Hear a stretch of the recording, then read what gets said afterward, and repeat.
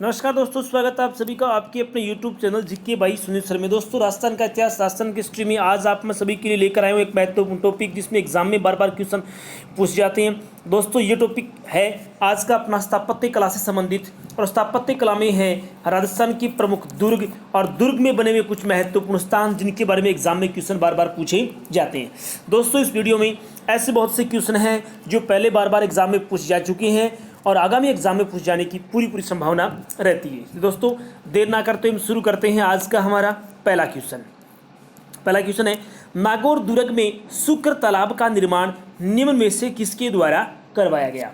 कि नागौर जो दुर्ग है उसमें एक तालाब है शुक्र तालाब। एग्जाम में क्वेश्चन ये पूछ सकते हैं कि शुक्र तालाब निम्न में से कौन से दुर्ग में स्थित है, तो कौन से दुर्ग में स्थित है, नागौर दुर्ग में है। नागौर दुर्ग कहाँ है, तो नागौर में स्थित है नागौर दुर्ग, और वहां पर है शुक्र तालाब। ये शुक्र तालाब इनमें से किनके द्वारा बनवाया गया, तो ये दुर्ग किसने बनाया दोस्तों, ये अकबर के द्वारा बनाया गया। कब, 1570 ईस्वी में। 1570 ईस्वी में ख्वाजा साहब की जियारत के बाद मुगल सम्राट अकबर कहाँ आए थे, नागौर आए थे। कहाँ आए थे, नागौर आए। और नागौर आए तो नागौर में उन्होंने एक तालाब खुदवाया और उस तालाब का नाम क्या रखा गया, उस तालाब का नाम रखा गया शुक्र तालाब। ठीक है, तो शुक्र तालाब का निर्माण अकबर ने, दोस्तों अकबर 1570 ईस्वी में वो अजमेर आए थे। अजमेर से कहाँ गए, नागौर, और नागौर दुर्ग में उन्होंने एक तालाब बनवाया जिसका नाम है शुक्र तालाब। अगला क्वेश्चन दोस्तों हमारा, भगवान शिव के पैर के अंगूठे की पूजा किस दुर्ग में बने हुए मंदिर में होती है। कि इनमें से कौन सा दुर्ग ऐसा है जहां पर भगवान शिव के पैर के अंगूठे की पूजा होती है, वह दुर्ग कौन सा है जिसमें ये मंदिर बना हुआ है। तो वह दुर्ग कौन सा दोस्तों, अचलगढ़ दुर्ग है। इस दुर्ग के समीप एक मंदिर बना हुआ है जिसका नाम आपने सुना होगा, अचलेश्वर मंदिर। कौन सा मंदिर है, अचलेश्वर महादेव का मंदिर स्थित है। इस मंदिर में दोस्तों शिवलिंग की पूजा नहीं होती। किसकी पूजा नहीं होती, शिवलिंग की पूजा नहीं होती। यहाँ शिव जी के पैर के अंगूठे की क्या होती है, पूजा। एक प्रतीक के रूप में उनके पैर के अंगूठे की पूजा होती है। वह अचलगढ़ दुर्ग, और यहाँ पर बना हुआ है अचलेश्वर महादेव का मंदिर। ठीक है, चलिए हमारा अगला क्वेश्चन दोस्तों, निम्न में से किस दुर्ग में मंदाकिनी कुंड, कफूर सागर जलाशय, सावन भादो झील, ओखा रानी का महल और देवरानी जेठानी के कोठे दर्शनीय हैं। कि इसमें से कौन से दुर्ग में मंदाकिनी का कुंड, कफूर सागर जलाशय, सावन भादो झील, आखो रानी का महल, देवरानी जेठानी के कोठे दर्शनीय है, तो वह कौन सा है, वह अचलगढ़ दुर्ग है। कौन सा दुर्ग है, अचलगढ़ दुर्ग। अचलेश्वर महादेव के मंदिर के समीप मंदाकिनी कुंड बना है। इस दुर्ग में कफूर सागर जलाशय भी स्थित है। ठीक है, इसमें पानी की लगातार दोस्तों आपूर्ति होती रहती है। साथ ही इस दुर्ग में ओखा रानी का महल बना है और सावन भादो झील यहाँ पर स्थित है। देवरानी जेठानी के यहाँ पे क्या स्थित है, कोठे स्थित है। वो कौन सा दुर्ग है, अचलगढ़ दुर्ग। ये कौन से जिले में स्थित है, ये सिरोही जिले में स्थित है। हमारा अगला क्वेश्चन, निम्न में से किस दुर्ग में मीरान शाह की दरगाह स्थित है। कि इनमें से कौन सा दुर्ग है जिसमें मीरान शाह की दरगाह स्थित है। ये क्वेश्चन दोस्तों एग्जाम में बहुत बार पहले पूछा जा चुका है। आपके सामने दो ऑप्शन है, तारागढ़ अजमेर और तारागढ़ बूंदी। दो दुर्ग है, एक तारागढ़ का दुर्ग अजमेर में है, दूसरा तारागढ़ का दुर्ग कहाँ स्थित है, बूंदी में। इसी तरह मैंने यहाँ दो शेरगढ़ के नाम भी दिए। एक शेरगढ़ का दुर्ग बना हुआ है बारा में, कहाँ बना है, बारा में। दूसरा शेरगढ़ का दुर्ग कहाँ बना है, धौलपुर में। तो यहाँ ये बहुत ही कंफ्यूज करने वाला क्वेश्चन है, क्योंकि ठीक इसी प्रकार का क्वेश्चन एग्जाम में पूछा गया था। मीरान शाह की दरगाह निम्न में से कहाँ स्थित है। तो दोस्तों मीरान शाह की दरगाह तारागढ़ अजमेर में स्थित है। कौन सी तारागढ़ में, जो दुर्ग अजमेर में स्थित है, तारागढ़ दुर्ग है, वहां पर मीरान शाह की दरगाह स्थित है। तारागढ़ दुर्ग अजमेर में प्रसिद्ध मुस्लिम संत मीरान साहब की दरगाह स्थित है। दोस्तों ये दरगाह, तारागढ़ के प्रथम गवर्नर कौन थे, मीर सैयद हुसैन। कौन थे, मीर सैयद हुसैन जो है उनके खिंग्सवार की है, जिन्होंने किले की रक्षा हेतु अपने प्राण न्यौछावर कर दिए थे। ठीक है, और इसीलिए उनके निकट मीरान साहब की दरगाह का निर्माण करवाया गया। और इसी मीरान साहब की दरगाह के निकट घोड़े की मजार भी स्थित है। क्या स्थित है, घोड़े की मजार। एग्जाम में क्वेश्चन पूछ सकते हैं कि निम्न में से कौन से दुर्ग में घोड़े की मजार स्थित है, तो कौन से, तारागढ़ अजमेर के दुर्ग में घोड़े की मजार स्थित है, जो संपूर्ण भारत में प्रसिद्ध है। दोस्तों भारत में एकमात्र घोड़े की मजार केवल और केवल कहां देखी जा सकती है, तारागढ़ दुर्ग अजमेर में देखी जा सकती है। ठीक है दोस्तों, इसी प्रकार आप प्रतिदिन मेरे इसी प्रकार के क्वेश्चन आप अगर प्रतिदिन प्राप्त करना चाहते हैं तो मेरे YouTube चैनल को आप सब्सक्राइब जरूर करें, साथ ही बेल आइकन के बटन को दबाएं ताकि आपको सबसे पहले नोटिफिकेशन मिल सके। साथ ही दोस्तों अधिक से अधिक एजुकेशन ग्रुप में इसको शेयर करें ताकि अधिक से अधिक विद्यार्थियों को इसका लाभ भी मिल सके। अगला क्वेश्चन है, चश्मा ए नूर नामक जलाशय, चश्मा ए नूर नामक जलाशय किस दुर्ग में है, कि इनमें से कौन सा दुर्ग है जहां पर चश्मा ए नूर नामक जलाशय स्थित है, तो वह है गढ़बीठली दुर्ग में। कौन से दुर्ग में है, गढ़बीठली, मतलब उसका दूसरा नाम क्या है, तारागढ़।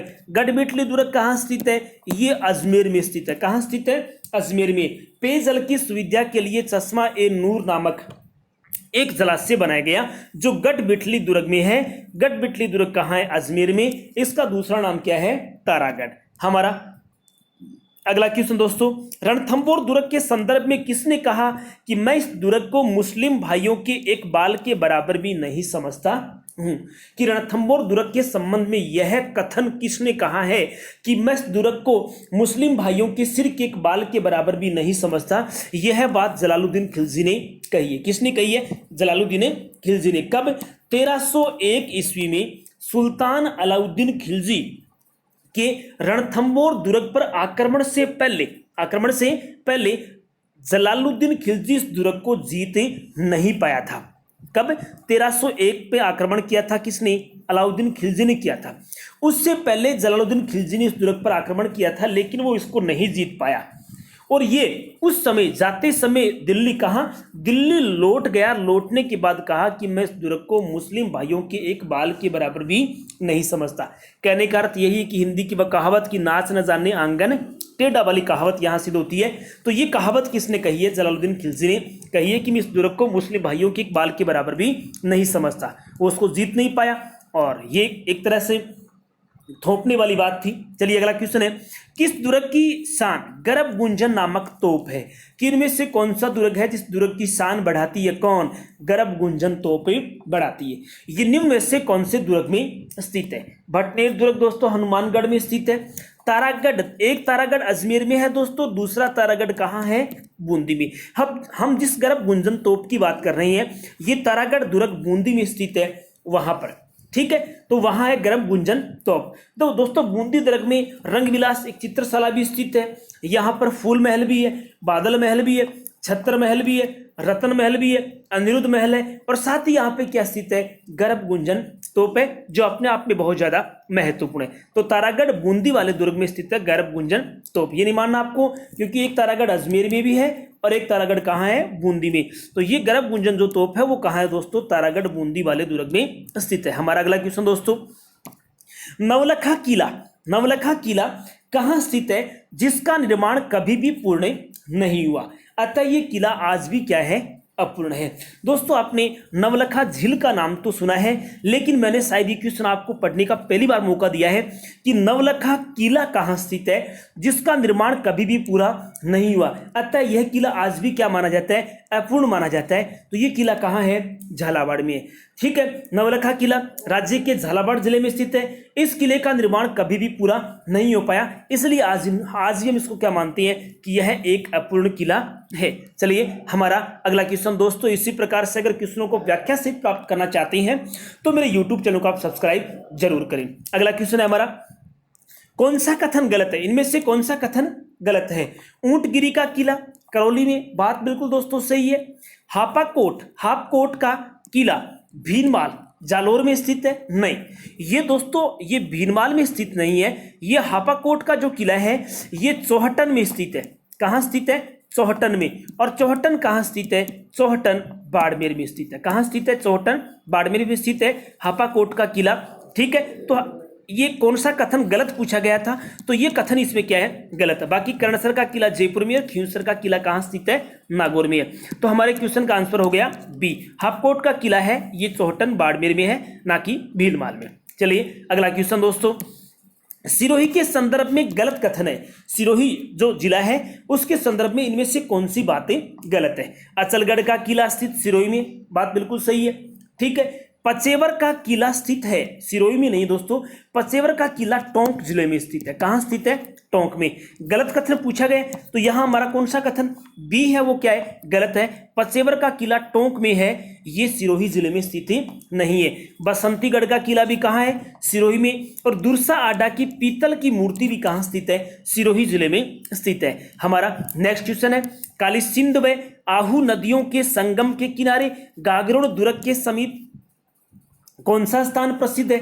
एक तो कालीसिंध, दूसरी आहू नदी के संगम के किनारे एक दुर्ग बना है जिसका नाम क्या है? गागरोन का दुर्ग। और इन्हीं के स्थान पर, इन्हीं के नजदीक एक प्रसिद्ध स्थान है, वह कौन सा है? वह सामेल जी का धाम है।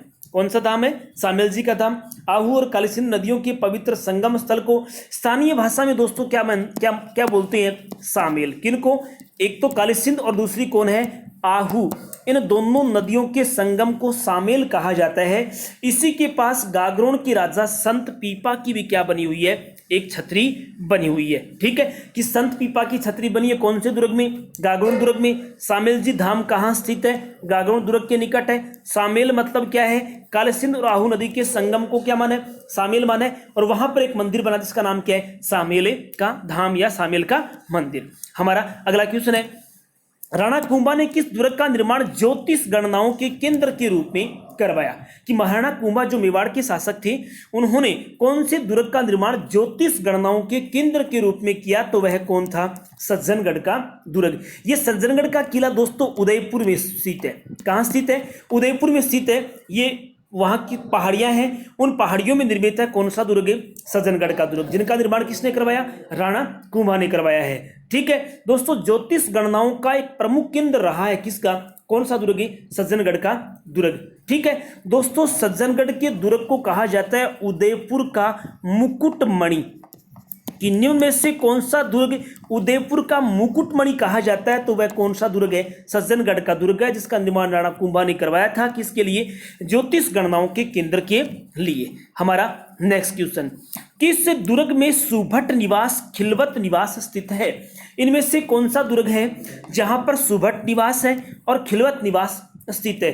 तो वह कौन है? जयगढ़ दुर्ग है। ठीक है, ये जयपुर में जयगढ़ दुर्ग स्थित है, वहां पर सुभट निवास और खिलवत निवास है। हमारा अगला क्वेश्चन है, नाहरगढ़ दुर्ग का अन्य नाम है। कि नाहरगढ़ दुर्ग का अन्य नाम क्या है? तो उसका अन्य नाम क्या है? सुदर्शनगढ़ है। दोस्तों ये दुर्ग भगवान श्री कृष्ण के मुकुट की आकृति के समान है, जिसकी आकृति जयपुर नगर से भी मिलती है। इस दुर्ग को सुदर्शनगढ़ या दोस्तों क्या कहा जाता है? सुलक्षणगढ़ भी कहा जाता है। क्या कहा जाता है? सुलक्षणगढ़ भी इसे। चलिए दोस्तों, हमारा अगला क्वेश्चन है, किस दुर्ग में स्थित तोपों के नाम रणचंडी, भैरवी, कड़क बिजली है? कि इनमें से कौन सा दुर्ग है जिसमें कुछ तोप रखी गई हैं? उनका नाम क्या है? रणचंडी, भैरवी और कड़क बिजली है। तो वो कौन से दुर्ग में स्थित है? वो सभी दोस्तों जयगढ़ दुर्ग आमेर जयपुर में स्थित है। और जयगढ़ के दुर्ग में कुछ तोप रखी हुई जिनके नाम है रणचंडी, भैरवी और कड़क बिजली। ये तोपों के नाम है। एग्जाम में क्वेश्चन पूछ सकती है कि रणचंडी, भैरवी और कड़क क्या है? तो ये जयगढ़ दुर्ग में रखी हुई तोपों के क्या है? नाम है। जयगढ़ दुर्ग में रखी जो तोपें हैं उनका क्या है? नाम है। हमारा अगला क्वेश्चन है, जूनागढ़ दुर्ग में लालगढ़ पैलेस का निर्माण निम्न में से किसने करवाया? तो दोस्तों पहले याद रखना है, जूनागढ़ दुर्ग कहाँ स्थित है? तो जूनागढ़ दुर्ग है बीकानेर में स्थित है। कहाँ स्थित है? बीकानेर में स्थित है। और वहां पर एक महल है जिसका नाम क्या है? लालगढ़ पैलेस। इस लालगढ़ पैलेस का निर्माण निम्न में से किसके द्वारा करवाया गया? तो ये गंगा सिंह के द्वारा करवाया गया था। महाराजा जो गंगा सिंह हैं, उन्होंने अपने पिता कौन? लाल सिंह। कौन थे उनके पिता का नाम? लाल सिंह था। उनकी स्मृति में जूनागढ़ दुर्ग में लालगढ़ महल का निर्माण करवाया गया। अगर एग्जाम में क्वेश्चन पूछ लिया जाए कि जूनागढ़ दुर्ग में स्थित लालगढ़ पैलेस जो है ये कौन सी शैली का बना हुआ महल है? तो दोस्तों यह है यूरोपियन शैली का बना हुआ महल है। कौन सी शैली का है? यूरोपियन शैली का बना हुआ ये महल है। कौन? लालगढ़ पैलेस। महाराजा गंगा सिंह ने किस स्मृति में? अपने पिता लाल सिंह की स्मृति में। कहाँ बनाया? जूनागढ़ दुर्ग में, जो कहाँ स्थित है? जूनागढ़ का दुर्ग बीकानेर में स्थित है। ठीक है दोस्तों, हमारा अगला क्वेश्चन है, शेरगढ़ दुर्ग किस नदी के किनारे स्थित है? तो शेरगढ़ दुर्ग, यहाँ जो शेरगढ़ दुर्ग की बात हो रही दोस्तों वो कौन सा है? बारां का किला है, बारां जिले में है शेरगढ़ का दुर्ग। कौन से जिले में है? बारां में। वो निम्न में से कौन सी नदी के किनारे स्थित है? तो कौन सी नदी? परवन नदी के किनारे स्थित है। शेरगढ़ दुर्ग बारां जिले में की एक अटरू तहसील है, उसके समीप परवन नदी के किनारे स्थित है। दोस्तों यह दुर्ग भी कैसा दुर्ग है? एक जल दुर्ग की श्रेणी में है। कौन से दुर्ग की श्रेणी में? यह दुर्ग भी एक जल दुर्ग की श्रेणी में है। ठीक है, इस दुर्ग का निर्माण नागवंशीय शासकों ने लगभग 791 ईस्वी के आसपास से करवाया था। ठीक है, लेकिन शेरशाह सूरी ने 1342 ईस्वी में अलवर अभियान के समय दुर्ग पर अधिकार कर लिया था, इसका जीर्णोद्धार करवाया था, पुनर्निर्माण करवाया था, इसलिए इसका नाम क्या रख दिया गया था? शेरगढ़ दुर्ग रख दिया गया था।